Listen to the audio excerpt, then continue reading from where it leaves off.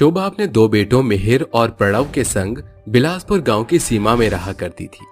पति की आकस्मिक मृत्यु के बाद शोभा ने अपने दोनों बेटों को अकेले ही पाल पोस कर पढ़ाया लिखाया। एक रोज शोभा अपने बेटों से कहती है, प्रणव, मिहिर, अब तुम दोनों सयाने हो चुके हो, वक्त हो चला है तुम्हें शादी के बंधन में बंधने का। प्रणव, बड़ा बेटा होने के नाते पहले तेरी शादी होगी। ठीक है माँ। शोभा अपने बेटे के ब्याह के लिए लड़कियां तलाशने लगती है, जो कि गौरी नाम की लड़की पर खत्म होती है। शोभा गौरी का गोरा रंग और उसकी सुंदरता को देखकर बिना किसी सोच विचार किए सप्ताह भर के भीतर ही उसे अपने घर की बहू बनाकर ले आती है। गृह प्रवेश के दौरान बिंदिया कहती है, अरे शोभा बहन, तुम्हारी निगाह की तो दाद देनी पड़ेगी। बहू का चेहरा तो चांद के टुकड़े के जैसा है। 100% सच कहा तूने बिंदिया। गौरी बहू का गोरा दूधिया रंग, तीखे नए नक्श इसके सुंदरता में 4 चांद लगा रहे हैं। अरे बस बस, अब बंद भी करो मेरी बहू की सुंदरता का बखान करना। क्यों बेचारी को नजर लगाने पर तुली हो तुम लुगाई। रस्मों के खत्म होने के बाद गौरी अपने कमरे का रुख करती है। अगली सुबह शोभा घड़ी की ओर ताकते हुए कहती है, आज मुझे उठने में इतनी देरी कैसे हो गई। शोभा आंख मीचते हुए कमरे से बाहर आकर रसोई घर को निहारते हुए कहती है, अरे नई नवेली बहू के रहते भी रसोई घर इतनी उदास पड़ी है, आखिर ये है कहाँ। तभी नाइट ड्रेस पहनकर अंगड़ाई लेते हुए गौरी वहां आकर कहती है, गुड मॉर्निंग सासू मॉम, जरा जल्दी से मेरे लिए ब्लैक टी बना दीजिए विदाउट शुगर। अरे बहू, ये कैसा बेढंगा पहनावा पहनी हुई है तू। और बहू के रहते सास कब से खाना पकाने लगी। घर की बहू होने के नाते ससुराल को संवारना तेरी जिम्मेवारी है। सासू माँ, मैं कोई सतयुग की सीता नहीं, मैं आपकी बहू हूँ। इसका ये मतलब नहीं कि आप मुझ पर बंधक बंदिशें लगाएं। घरेलू कामकाज करके मुझे रूप की रौनक नहीं बिगाड़नी, इसलिए ये चूल्हा चौका आपको ही मुबारक हो। गौरी अपने गोरे रंग का गुमान दिखाकर रसोई घर से चल देती है। मिहिर गौरी का घमंडी स्वभाव देखकर घरेलू झमेलों से दूर शहर आ जाता है, जहां उसकी मुलाकात काजल से होती है। काजल एक काली भद्दी लड़की है, मगर उसका दिल आईने की तरह साफ है। शायद यही कारण था कि मिहिर उसके प्यार में पड़ गया और प्यार में पड़े दोनों मुसाफिर शादी की नाव में सवार होकर बिलासपुर का सफर तय करके एकदम सवेरे दरवाजे पर दस्तक देते हैं। इतने सवेरे कौन आया है आखिर। दरवाजा खोलकर शोभा कहती है, मिहिर, मेरा बेटा, तू लौट आया। बिना बताए एकदम से शहर चला गया, ना कोई चिट्ठी ना कोई संदेश। माँ, इससे मिलो, ये मेरी पत्नी और आपकी बहू काजल है। ये सुनकर शोभा काजल को सिर से पांव तक निहारती हुई नाक भौएं सिकोड़ते हुए बेबाक स्वर से कहती है, अरे बौरा गया है क्या। शहर की सारी सुंदर लड़कियां मर गई थी क्या, जो तू इस काली कुरूपा को ब्याह लाया। अरे तेरा और इसका क्या मेल है। माँ, मैंने काजल की सूरत देखकर नहीं, बल्कि उसकी सुंदर सीरत को देखकर परख कर ही ये शादी की है। देवर जी, आप अपनी ब्लैक टी बीवी के बचाव में चाहे कितनी दलीलें दे दीजिए, मगर हमारा शरीर सुंदरता के बिना अधूरा है। अरे मुझे तो ये चिंता सताई जा रही है कि इस काली बहू की मुंह दिखाई आखिरकार कैसे करूंगी। अरे मैं तो अभी कहती हूँ मिहिर, इस काली कमली को शहर के किसी अंधेर गली छोड़ाओ। माँ, आपकी पसंद से शादी करके भैया भुगतान कर रहे हैं। सुंदर बीवी का गुमान सहने से बेहतर साधारण बीवी का होना है। मिहिर की महज बातों से ही शोभा चुप्पी साध लेती है। अगले दिन सवेरे के 4 बजते ही काजल की आंख खुल जाती है। सवेर का पहर हो चला है, आज ससुराल में मेरा पहला दिन है। जहां सभी जन नींद के आगोश में थे, काजल भोर को उठकर घरेलू कामकाज निपटाकर नहा धोकर रसोई घर का रुख करती है और चाय लेकर शोभा के कमरे में आकर उसे जगाते हुए कहती है, सासू माँ उठिए, सुबह हो गई है, चाय लाई हूँ। शोभा आंख मलते हुए उठकर बुदबुदाते हुए कहती है, अरे ये गौरी बहू टेढ़ी खीर से सीधी कैसे हो गई। बिछौने पर चाय पीने वाली आज मेरे लिए चाय बनाकर लाई है। जैसे ही शोभा पूरी आंखें खोलती है तो काजल को देखकर भौचक्की रह जाती है। अरे ओ कोयल की खादान, तू मेरे कमरे में क्या कर रही है। चाय लाई हूँ माँ जी, जल्दी से नहा धोकर नीचे आ जाइए, नाश्ता तैयार है। शोभा नीचे आकर घर को देखते हुए खुद से कहती है, सास की जितनी भी आस मैंने गौरी बहू से लगाई थी वो आज साकार तो हुआ, मगर मेरी इस काली बहू के हाथों चमचमाता घर, जगमगाता मंदिर और ससुराल को संवारने की चाह लेकिन अगर ये सब इसका ढोंग निकला तो दूध का चला छाछ भी फूंक कर पीता है। समय गुजरता है। काजल बहू का बखूबी फर्ज अदा कर रही थी। वो सूर्यास्त से सुबह को उठने से लेकर देर रात तक एक पैर पर नाचती रहती। आखिर में काजल ने अपनी सास के दिल में जगह बना ली थी। अपनी इस नासमझ सास की कही अनकही बातों को भुला देना। मैंने हमेशा तेरे काले रूप को लेकर ना जाने तुझे कितनी ही बातें सुनाई। इस बीच मैं ये भूल गई, स्वयं शिव शंभू से लेकर हजारों गोपियों का आकर्षण केंद्रित करने वाले कृष्ण भी सांवले सूरत के वारिस थे। कोई बात नहीं सासू माँ, मेरे दिल में आपके लिए कोई मलाल नहीं। देखना अब मैं इतने धूमधाम से तेरी मुंह दिखाई करूंगी कि सारा गांव देखेगा। ये सुनकर गौरी काजल की खिल्ली उड़ाकर कहती है, सारा गांव तो देखेगा ही ना सासू माँ, आखिर काली बहू की मुंह दिखाई जो ठहरी। देखना सासू माँ, कहीं इस नकुशा के काले रंग और नैन नक्श देखकर औरतें बीच मुंह दिखाई से भाग ना जाएं तो कहना। काजल के लिए बुरी बातें सुनकर शोभा बिगड़ते स्वर से कहती है, बस गौरी बहू, तुम इस घर की बड़ी बहू हो, इसका मतलब ये नहीं कि काजल को नीचा दिखाओ। जेठानी जी, इस गोरे रूप का बखान करके कुछ हासिल नहीं होगा। सुंदरता एक उम्र के बाद ढल जाती है, मगर इंसान का आचरण उसके चले जाने के बाद भी लोगों के जहन में जिंदा रहता है। अरे ओ मेरी सास की काली बहू, बस करो ये बक बक बकैती। शोभा काजल की मुंह दिखाई के लिए सारा घर सजाने के बाद सभी औरतों के अपनी काली बहू की मुंह दिखाई का न्योता दे आती है। इधर गौरी षड्यंत्र बुनते हुए कहती है, सासू माँ का जरा सा साथ क्या मिल गया है, ये कोयला खादान तो काले अंगूर के जैसे झाड़ पर चढ़ गई है। गौरी को खबर नहीं थी कि उसकी सास और काजल उसकी सारी बातें सुन चुकी थी। माँ जी, अब जेठानी जी को उनकी ही जुबान में सबक सिखाना होगा। गौरी के सो जाने के बाद काजल और शोभा उसके चेहरे की बुरी काया पलट कर देती हैं। सवेरे गौरी उठकर जैसे शीशे के सामने आती है तो अपना बुरा भद्दा चेहरा देखकर चीख पड़ती है, मेरा ये चेहरा क्या है, मैं इतनी बदसूरत नहीं हो सकती।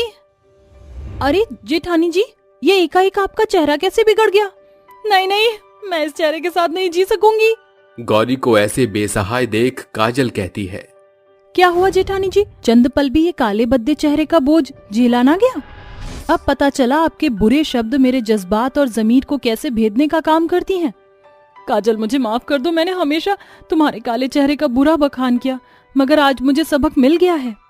झूठी शोभा और व्यर्थ की सुंदरता से बढ़कर औरतों का सच्चा श्रृंगार उनकी सुंदर सोच है। हर इंसान में खूबी और खामी का होना लाजमी है, क्योंकि भगवान ऐसा ना करते तो इंसान की सुंदरता और रुतबा उन्हें बहुत ऊंची करना सिखाता है। काजल के सफल प्रयास से उसने अपनी सास और जेठानी दोनों के मन को मोह लिया। आखिरकार आज काजल की मुंह दिखाई है, जिसके मौके पर उसने अपनी सास की पुश्तैनी शादी की साड़ी पहनी है। इसी के साथ काली बहू की मुंह दिखाई होती है, जहां पड़ोस की कुछ औरतें आकर काजल का रूप रंग देखकर काफी भला बुरा बोलती हैं, लेकिन तभी काजल की जेठानी गौरी और सास शोभा औरतों की बोलती बंद कर देती है। अपने प्रति जेठानी और सासू माँ का ये बर्ताव देख काजल की आंखों में आंसू आ जाते हैं और तीनों गले मिलकर खुश होती हैं। आरती कुंज बिहारी की, श्री गिरधर कृष्ण मुरारी की, कुंज बिहारी लला की जय। चलो माँ जी को आरती दे आओ। पूरे घर में आरती देने के बाद सोनाली जब अपने सास के कमरे की ओर जाती है तो वो शिफॉन की साड़ी में बल खाती हुई एक हाथ में पर्स लिए आंखों पर चश्मा लगाए आती है। अरे माँ जी, अभी मैं आपके पास ही आ रही थी, ये लीजिए आरती ले लीजिए। अरे बहू, ये क्या है, तू ही ले ले आरती, मैं जा रही हूँ, मुझे किटी पार्टी के लिए लेट हो रहा है। अरे माँ जी, आरती ले लीजिए, इससे आपका दिन शुभ जाएगा। अच्छा तो ला दे आरती, मेरी गुड डे स्पेंड हो, और क्या चाहिए। ये कहते ही सोनाली अपनी सास को आरती दे देती है, जिसके बाद वो अपनी किटी पार्टी में चली जाती है। ये कहानी एक संस्कारी बहू और उसकी मॉडर्न सास की है। सोनाली एक सर्वगुण संपन्न सुशील संस्कारी बहू थी, जो सुबह शाम समय से दीपक जलाया करती थी। वहीं सोनाली की सास सुषमा की बात की जाए तो आज के दौर की आम लड़कियां जितनी मॉडर्न सास थी, जो उस उम्र में पूजा पाठ न करके सुबह से रात तक किटी पार्टी में जाया करती थी। ऐसे ही एक दिन सुषमा देर रात 11 बजे कॉल पर बात करते हुए घर में आती है। अरे हाँ, तुम चिंता मत करो, कल मैं टाइम से किटी पार्टी में आ जाऊंगी, पर अभी मैं लेट ही हूँ तो मैं 10 बजे तक सोऊंगी, तो 1 से 2 बजे आऊंगी किटी पार्टी में। हाँ कोई बात नहीं, आ जाऊंगी। Okay bye darling. ये ऐश भी ना। अरे माँ जी आप आ गई। मैं और कार्तिक आपका बहुत देर से इंतजार कर रहे थे। आइए ना खाना खा लीजिए। माँ, इतनी लेट किटी पार्टी से मत आया करो, ये ठीक नहीं है। कुछ इमरजेंसी हो गई तो क्या होगा? अरे बेटा इमरजेंसी जैसा मेरे साथ कुछ नहीं होगा। तुम्हारी माँ अभी भी जवान है, एकदम मॉडल। माँ, लेकिन हमें तो चिंता होती है ना। आप किटी पार्टी करिए, पर प्लीज दिन में। इससे आपकी नींद पूरी नहीं होगी और थकावट होगी। कार्तिक बिल्कुल ठीक कह रहे हैं माँ जी। तूने फिर मुझे माँ जी बोला। मैंने कितनी बार बोला मुझे मॉम बोला कर, माँ जी नहीं। अंडरस्टैंड? जी माँ जी, मेरा मतलब जी मॉम। मॉम डिनर कर लीजिए, आपके फेवरेट छोले राइस बनाए हैं। अरे नो नो बहू, ये बहुत ऑयली होता है एंड वैसे भी मैं बाहर से डिनर करके आई हूँ। तुम दोनों खा लो, मुझे नींद आ रही है बहुत जोर की। Bye bye, good night, have fun बच्चों। ये कहते ही सुषमा अपने कमरे में जाकर सो जाती है। वहीं कार्तिक सोनाली से कहता है, यह कमाल की बात है, मेरे घर में उल्टा है। आजकल की लड़कियां फैशनेबल होती हैं और सास संस्कारी, पर यहाँ मेरी बीवी संस्कारी है और मेरी माँ बिल्कुल मॉडर्न। वैसे सोनाली, मैं तुम्हें पाकर बहुत खुश हूँ। कार्तिक आपसे एक बात पूछूं, क्या माँ जी शुरू से ही ऐसी हैं या उन्होंने बाद में अपने आप को बदल दिया? जब मैं छोटा था तब माँ सिंपल थी, लेकिन मेरी शादी से कुछ समय पहले उन्होंने खुद को बदल दिया। डाइटिंग की, एक्सरसाइज की, पर्सनैलिटी चेंज कर ली, खाने पीने का तौर तरीका भी चेंज कर लिया। सडनली इतना चेंज कैसे हो गई मॉम? अरे छोड़ो ना ये सब बात, अब तुम्हारे साथ थोड़ा वक्त मिला तो चलो कैंडल लाइट डिनर करते हैं आज हम। ये कहते ही कार्तिक 2-3 कैंडल जलाकर डाइनिंग टेबल पर रख देता है, जिसके बाद दोनों खाना खाते हैं और कपल डांस करने लगते हैं। तभी सोनाली कहती है, अरे कार्तिक जी, मॉम आ जाएंगी, हटिए ना, मुझे डर लग रहा है। अरे माँ थक कर सो गई होंगी, वैसे भी वो मॉडर्न है, कुछ नहीं कहेंगी हमें। तभी नाइटी पहने हाथ में गिलास लिए सुषमा आती है और कहती है, देखा बहू, मेरा बेटा बिल्कुल ठीक ठाक है, मैं मॉडल हूँ। तुम्हें इन सब चीज की फ्रीडम है मेरी तरफ से, cause I am open minded। अचानक से सास को देखकर सोनाली कार्तिक को धक्का मार देती है, जिससे वो गिर जाता है। आ, सोनाली, मेरी कमर। सॉरी सॉरी जी, गलती हो गई। अरे कार्तिक बेटा आराम से, अरे मैं तो पानी लेने आई थी, तुम दोनों एंजॉय करो। ऐसे ही दोनों अपने कमरे में चले जाते हैं। अगले दिन सास किटी पार्टी में बन ठन कर जा रही थी तो उसकी 3 सहेलियां अचानक से उसके घर पर आ जाती हैं और कहती हैं, सरप्राइज सुषमा, हमारे घर आ रही थी पर इस बार हमने सोचा कि तेरे घर ही पार्टी की आ जाए। अरे तुम सब अचानक कैसे? और हाँ, मुझे सुषमा नहीं शुश बोला करो। अच्छा ठीक है, हम तुझे शुश ही बोलेंगे। चलो बहुत बढ़िया किया तुमने, आज मेरे घर किटी पार्टी की रौनक लगेगी। पहले बताती ना तो अच्छे से तैयारी करवाती अपनी बहू से। सोनाली बहू जरा इधर तो आ, देख मेरी फ्रेंड्स आई हैं। तभी सास की आवाज सुनकर वो स्नैक्स और कोल्ड ड्रिंक ले आती है। अरे ऐश्वर्या आंटी, मोना आंटी, राखी आंटी, आप अचानक? नमस्ते, कैसे हैं आप सब? बहुत दिनों बाद आई आप। लास्ट मेरी कार्तिक की शादी में ही देखा था मैंने आपको। हाँ बेटा, और एक बात तो हम सबको आंटी मत बोला करो, बोलना भी है तो मुझे ऐश और मुझे रैक्स आंटी बोला कर बेटा, हम सब मॉडल हैं। अब ये आंटी आंटी हमें शोभा नहीं देता। ओके ऐश, रैक्स, मोना आंटी, आप ये सब लीजिए, मैं कुकीज और मोइतो बना कर लाती हूँ आप सबके लिए। तभी सुषमा अपनी फ्रेंड्स के साथ कार्ड्स खेलते हुए गॉसिप करती है। वक्त गुजरता है पर उसका किटी पार्टी में जाना कम नहीं होता। अब वो अक्सर लेट आया करती थी और पैसे भी बर्बाद किया करती थी। एक दिन वो बहुत मॉडर्न स्लीवलेस ब्लाउज, साड़ियाँ और हील्स लेकर आती है और कहती है, अरे बहू देख तो मैं कितनी सुंदर साड़ियाँ लेकर आई हूँ, अभी ये वाली हील पहनती हूँ। पर माँ जी ये तो बहुत ज्यादा बड़ी हील्स हैं, आप कैसे पहन पाओगी? अरे बहू तू चिंता मत कर, मुझे इन सब की आदत है। कल मोना ने पार्टी रखी है, तू देखना कल सबसे ज्यादा सुंदर मैं ही लगूंगी वहाँ। माँ जी आपसे एक बात कहूँ, ये सब उम्र आपकी हील्स पहनने की नहीं है। आपको दर्द हो सकता है इस एड़ी में। आपको नहीं पता गली की औरतें बहुत बातें बनाती हैं, पर मुझे उन सब की बिल्कुल फिक्र नहीं है। अगर है तो सिर्फ आपकी, कि कहीं आपको लग ना जाए। किटी पार्टी की वजह से आप देर रात घर आती हैं, बार बार आते जाते हो तो आपकी थकावट भी बढ़ेगी। आपको ये भी महसूस नहीं हो रहा, लेकिन बाद में दिक्कत करेगा माँ जी। बहू क्या सही है क्या गलत मैं अपना अच्छा बुरा जानती हूँ। इतने समय से हील पहन रही हूँ तब तो कुछ नहीं हुआ। देख बहू अपने काम से काम रख, मुझे टोकने की बिल्कुल जरूरत नहीं है। तुझे क्या पता सभी लोग कितने बन ठन के क्लासिक बनकर आते हैं। अब वो जमाना गया जब बूढ़ी औरतें सूती साड़ी पहनकर हर जगह चली जाया करती थी। माँ जी ये सब मैंने आपके भले के लिए ही कहा था। सोनाली कार्तिक से अपनी सास के बारे में बात करती है, पर वो उसकी बातों को नजरअंदाज करके सो जाता है। अगले दिन जब वो तैयार होकर हील्स पहनने जाती है तो उसकी साड़ी में ही अटक जाती है, जिससे वो सीढ़ियों से गिर जाती है और जोर से चिल्लाती है। अरे अरे अरे राम, मैं मर गई। अरे बहू जल्दी आ। अरे मेरी कमर टूट गई। अरे मेरा पैर भी टूट गया। सोनाली बहू जल्दी आ। अरे माँ जी, मॉम मॉम, ये आपको क्या हुआ? अरे बहू मैं गिर गई, जल्दी से हॉस्पिटल लेकर चल, उठा नहीं जा रहा। जी माँ जी। तभी सोनाली जैसे तैसे अपनी सास को कार में बिठाकर कार चलाते हुए हॉस्पिटल ले जाती है, जहां डॉक्टर उसका एग्जामिन करता है और कहता है, अरे माता जी को ऐसे कैसे चोट लग गई? ध्यान देना चाहिए था ना, इस उम्र में ऐसी चोट लगना अच्छी बात नहीं है। वो डॉक्टर साहब, माँ जी हील्स पहनकर सीढ़ियों से स्लिप हो गई थी। क्या बात है, साफ साफ बताइए ना। बस इसकी वजह से इनकी स्पाइन में दिक्कत आ गई है। अगर दवाई से ठीक नहीं हुआ तो 2 महीने बाद हमें सर्जरी करनी होगी, तो उन्हें पूरा बेड रेस्ट दीजिएगा। हे भगवान, ये क्या हो गया मेरी माँ जी को? कान्हा जी, मेरी माँ जी को पहले जैसा ठीक कर दीजिए। सोनाली तुम फिक्र मत करो, माँ बिल्कुल ठीक हो जाएंगी।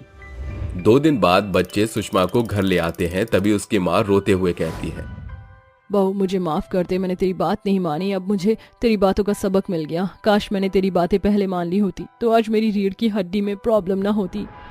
कोई बात नहीं माँ जी, आप चिंता मत कीजिए, आप बिल्कुल ठीक हो जाएंगी। सर्जरी की भी कोई जरूरत नहीं पड़ेगी। भगवान करे सबको मेरी जैसी बहू मिले, एकदम सर्वगुण संपन्न।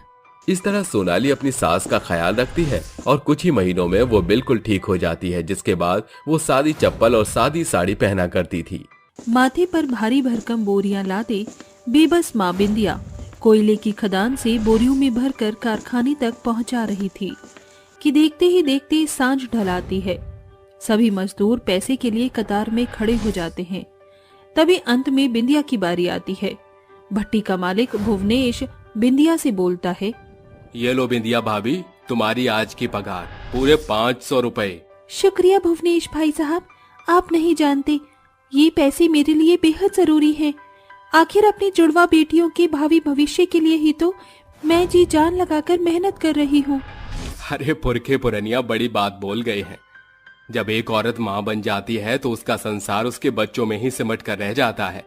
ब्रजेश भाई साहब के जाने के बाद से आप बिना रुके थके अपनी बेटियों के लिए मेहनत का बेतहाशा बोझ ढो रही हैं। इसके सिवा मुझ बेबस माँ के पास दूजा कोई चारा नहीं। अच्छा भाई साहब, चलती हूँ। जुड़वा बेटियां अंजलि और गीतांजलि मेरी बाट चो रही होंगी। ये बोलकर बिंदिया घर की ओर अग्रसर हो जाती है, जहाँ दरवाजे पर खड़ी उसकी 12 वर्षीय दोनों जुड़वा बेटियां बोलती हैं, माँ आप आ गई? हाँ मेरी बच्चियों। माँ आज ट्यूशन मास्टर ने हम दोनों बहनों को बुरा भला बोलकर बाहर खदेड़ दिया।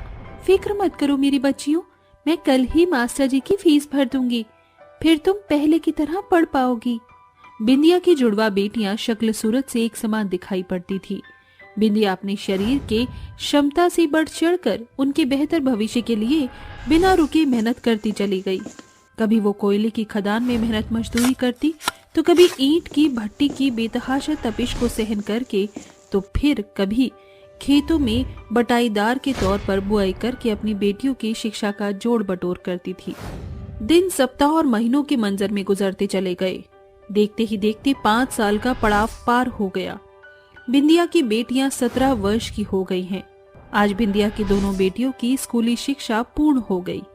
माँ माँ माँ अरे क्या हुआ मेरी बच्चियों, तुम दोनों चिड़िया की तरह चहक रही हो। माँ खुशखबरी है, हम दोनों जुड़वा बहनों ने 12वीं में पूरे स्कूल में प्रथम और दूसरा स्थान का पद प्राप्त किया है। इतना ही नहीं माँ, प्रिंसिपल सर की ओर से बतौर हम बहनों को छात्रवृत्ति भी मिली है। शहर के बड़े से बड़े कॉलेज में हम बहनों को मुफ्त दाखिला मिलेगा। ये सुनकर बिंदिया की आंखों से खुशियों की बदरी बरस पड़ती है।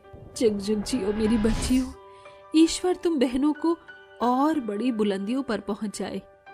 अपना सामान बांध लो, आगे की पढ़ाई के लिए तुम इसी सप्ताह शहर जाओगी। दोनों बहनें जाने की तैयारी में जुट जाती हैं, मगर किसे खबर थी कि बेचारी बिंदिया बीमारी का बिछौना पकड़ लेगी। गीतांजलि, माँ ने हम बहनों के लिए उम्र से बढ़कर मेहनत मजदूरी की है। शायद माँ का शरीर श्रम से थकित हो चुका है। ऐसे में हम दोनों बहनों का शहर चले जाना मुनासिब नहीं। इसीलिए तुम शहर जाकर आगे की पढ़ाई पूरी करो, मैं यहीं रहूंगी। मगर अंजलि, तुम्हारा भी तो शिक्षक बनने का सपना था, उसका क्या? गीतांजलि, मैं मेरे सपने को कमाई का स्रोत बना लूंगी। इससे 3 लाभ होंगे। बच्चों को शिक्षा का सार मिलेगा, माँ की सेवा बाड़ी भी भरसक होती रहेगी और मैं तुम्हारी आगे की पढ़ाई के लिए पैसे भी भेजती रहूंगी। गीतांजलि आगे की पढ़ाई परिपूर्ण करने शहर चली जाती है। वहीं अंजलि गांव में ही रहकर अपनी माँ का रख रखाव करने लगती है और सरपंच से कहती है, सरपंच जी, माँ की बुरी अवस्था से आप सभी भली भांति वाकिफ हैं। माँ की दवा और बहन की पढ़ाई के लिए मुझे प्रतिमाह पैसों का प्रबंध करना होगा। मेरे मन में एक बात चल रही है, हमारे गांव में एक भी विद्यालय नहीं है। अगर आप सभी जन सहमत हैं तो मैं बच्चों को पढ़ाना चाहती हूँ, जिसका शुल्क बेहद सीमित होगा। अरे ये तो बेहद सुनहरी सोच है अंजलि बिटिया। गांव के बच्चों को शिक्षा का सार समझ आएगा तो शायद सरकार की निगाह हमारे गांव पर केंद्रित हो जाए। अगले ही रोज से गांव के तमाम बच्चे अंजलि के पास पढ़ने लगते हैं। अंजलि सुबह से दोपहर तक बच्चों को पढ़ाती और सांझ को घरेलू कामकाज निपटा के देर रात अपनी बीमार माँ की सेवा बाड़ी करती। समय के साथ 1 महीने का पूरा चक्र हो जाता है। आज मुझे महीने का मेहनताना मिल गया। सबसे पहले अपनी बहन गीतांजलि को मनी ऑर्डर भेज देती हूँ। दोनों जुड़वा बहनें बढ़ चढ़कर मेहनत करती हैं। शहर में रह रही गीतांजलि ने अपने डॉक्टर बनने के सपने को साकार करने के लिए खुद को शिक्षा की गहराई तक सराबोर कर दिया। अंजलि की मेहनत और गीतांजलि की लगन ने गहरी छाप छोड़ी। फाइनली आज मुझे डॉक्टर की डिग्री मिल ही गई। माँ और मेरी जुड़वा बहन अंजलि ये देखकर कितनी खुश होंगी। इसी सोच को थामे गीतांजलि शहर से अपने गांव का सफर तय करती है। ये मेरे घर के आगे इतनी भीड़ भड़क्का कैसा लगा है? सभी को मेरे आने का संदेश पहले ही मिल गया था क्या? भीड़ को चीरते हुए जैसे ही गीतांजलि गांव के प्रांगण में दस्तक देती है, वहां उसकी माँ बिंदिया दुखदाई दुनिया को छोड़कर जा चुकी थी। ये देख गीतांजलि रोते बिलखते हुए बोलती है, अंजलि, ये सब क्या हो गया? माँ हमें अकेला छोड़कर चली गई। गीतांजलि, जाने ईश्वर ने इन दोनों जुड़वा बहनों की किस्मत किस बदनसीबी की स्याही से लिखी है। बाप का साया तो बचकाने में ही उठ गया, अब बिंदिया भी इन्हें छोड़कर चली गई। दोनों बहनें हिम्मत की पांति बांधकर अपनी माँ बिंदिया का अंतिम संस्कार करती हैं। गांव समाज उन्हें सांत्वना देकर अपने घरों का रुख करता है। 1 सप्ताह बाद। अरे अंजलि बिटिया। सरपंच जी, आप यहाँ? अंजलि बिटिया, जानता हूँ ये सफर तुम बहनों के लिए बेहद कठिन है, मगर सप्ताह भर हो गया, ऐसे बच्चे पिछला पढ़ा लिखा सब भूल जाएंगे। सरपंच जी, आज सांझ से ही सभी बच्चे पहले की तरह पढ़ेंगे। अंजलि पुनः बच्चों को पढ़ाने लगती है, जिसे देख गीतांजलि बोलती है, अंजलि, मैंने सोचा था कि पढ़ाई पूरी होने के बाद तुम्हें और माँ को साथ शहर ले आऊंगी, मगर गांव की गरीबी को देखकर मैं इस गांव में ही एक अस्पताल की नींव रखूंगी, ताकि बेबस बदहाल लोग मरे नहीं। गीतांजलि अपनी सोच को सरपंच के समक्ष रखती है तो सरपंच कहते हैं, तुम दोनों जुड़वा बहनें हमारे गांव की जान हो। तुम्हारी सुनहरी सोच को साकार करने में गांव समाज भरसक सहयोग करेगा। सभी की मदद से अस्पताल बन जाता है, जहां गीतांजलि बतौर एक डॉक्टर बनकर बच्चे बूढ़े सभी का इलाज उपचार करती है। वहीं अंजलि बच्चों के बीच शिक्षा की सूझबूझ शुमार कर रही थी। समय गुजरता गया, सरकार की नजर उस गांव पर आखिरकार आन पड़ी। दोनों बहनों को उनकी सराहनीय सोच के लिए सम्मानित किया गया। आज माँ जहाँ से भी हम जुड़वा बहनों को देख रही होंगी, वो बेहद हर्षित होंगी। बिटिया, अब तुम जुड़वा बहनों के ब्याह की बेला आन पड़ी है। ललितपुर गांव से तुम बहनों के लिए रिश्ता आया है। अरे खास बात तो ये है कि वो भाई भी तुम बहनों की तरह जुड़वे हैं, मतलब कि तुम दोनों जुड़वा भाइयों की जोड़ू बनोगी। ये सुनकर सभी जन हंस पड़ते हैं। कमला के बेटों से दोनों जुड़वा बहनों का ब्याह हो जाता है। पूरा गांव समाज मिलकर उन्हें विदाई देते हैं। जाओ, ईश्वर तुम दोनों जुड़वा बहनों को खूब तरक्की दे। दुल्हन बनी दोनों बहनें ससुराल की दहलीज पर दस्तक देती हैं, जहां उनकी सास कमला कहती है, अरे आओ मेरी सुंदर जुड़वा बहुओं, ससुराल में समाओ। जी माँ जी। आज तुम दोनों शिक्षित बहनों को बतौर बहू के रूप में पाकर मेरा सपना साकार हो गया। बस तुम दोनों बहनों के एक ही शक्ल सूरत से बेचारी मुझ सास को मत सताना। माँ जी, बेशक हम दोनों जुड़वा बहन हैं, मगर पेशी और पद से दोनों अलग हैं। अंजलि शिक्षक है और मैं डॉक्टर। दोनों जुड़वा बहनें अपनी ससुराल की बागडोर को बखूबी संभाल लेती हैं और अपने सपने को लगातार पूरा करती हैं। अंजलि शिक्षक बनकर और गीतांजलि डॉक्टर बनकर समाज की सेवा को अपनी जीविका का स्रोत बना लेती हैं। एक दौर में जो जुड़वा बहनें घनघोर गरीबी में जीवन यापन करने को मजबूर थी, आज वही दोनों बहनें अपने बलबूते रईसी की बुलंदियों पर बैठी हैं। अक्सर छोटे छोटे कदम ही बड़ी बुलंदियों का कारण बनते हैं।